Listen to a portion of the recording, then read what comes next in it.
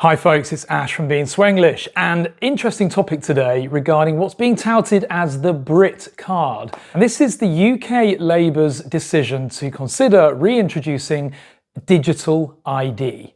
This whole approach has been discussed for many years by many different governments in the UK, and you always get the tin-foil hat-wearing, paranoid schizophrenics concerned that it's going to mean that everybody's tracking them and stalking them and blah, blah, blah.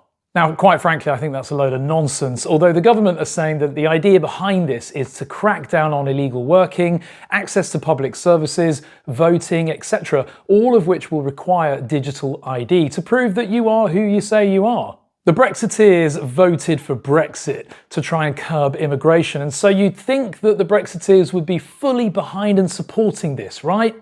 No, of course not. They're all tinfoil hat wearers who think that the government find them so interesting that they're going to start tracking them and stalking them. All that digital ID will be is a means of controlling the population, of telling us what we can and can't do, of fining the innocent. They claim that it's going to oppose their civil rights and invade their privacy.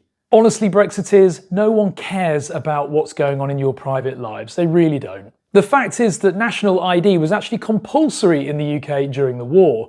It was later on abolished in 1952, but Keir Starmer, the current Prime Minister, love him or hate him, wants to bring it back. I'm determined to stop people making that crossing across the channel and to get people out of our hotels.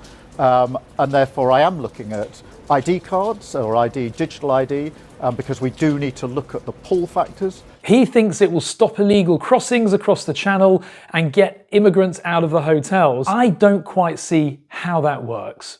If the government really want to introduce this, then do it with rational arguments. But saying that it will stop people jumping in a boat and travelling across the channel is just not realistic. Why does he think that these people would stop coming across in a boat because they need to get a national digital ID? You're not legally allowed to work whilst your asylum application is pending anyway. So most of these immigrants coming across are working cash in hand, they're working illegally, they're not going to think, I'm not going to jump in a boat because I need to apply for digital ID first. It's just not viable.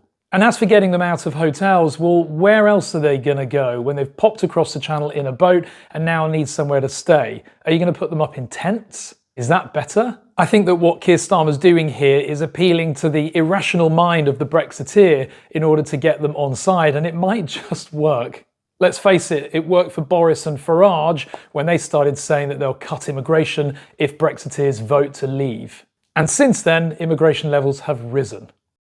In Sweden, we've had bank ID and person numbers for many, many years. It's not authoritarian. I don't feel controlled by the state. It works so well here. Everybody has a person number. As soon as you're born, it's granted to you. It's a unique number for you that identifies you.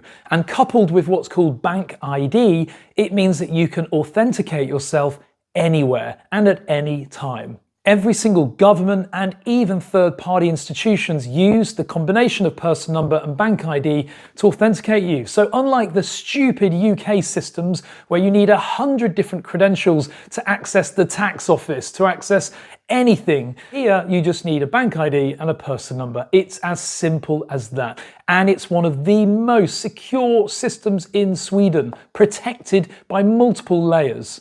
By having person number and bank ID, you're no more controlled than you are having a passport. So in the UK, if you oppose the idea of a digital ID, you might as well rip up your passport as well right now. And good luck with any up and coming holidays, because since Brexit, you won't be able to travel without it.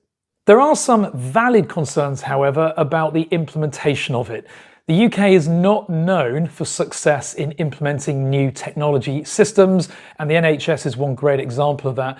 But the concept does work in other European countries. In fact, UK is one of the only countries that doesn't have a national ID. I think that British citizens would love this if it came in and they embraced it. But as with anything, there's always the rent-a-crowd protester that wants to complain about everything because they think they're so important that everybody cares about what they're doing and thinking. But the reality is, those individuals are irrelevant. This would benefit the mass majority, and I say, go for it. What do you guys think? For those of you living in Sweden or not, is this a good idea for the UK? Comment below. hit the like button, and if you like this kind of content, hit subscribe. Thanks very much for watching.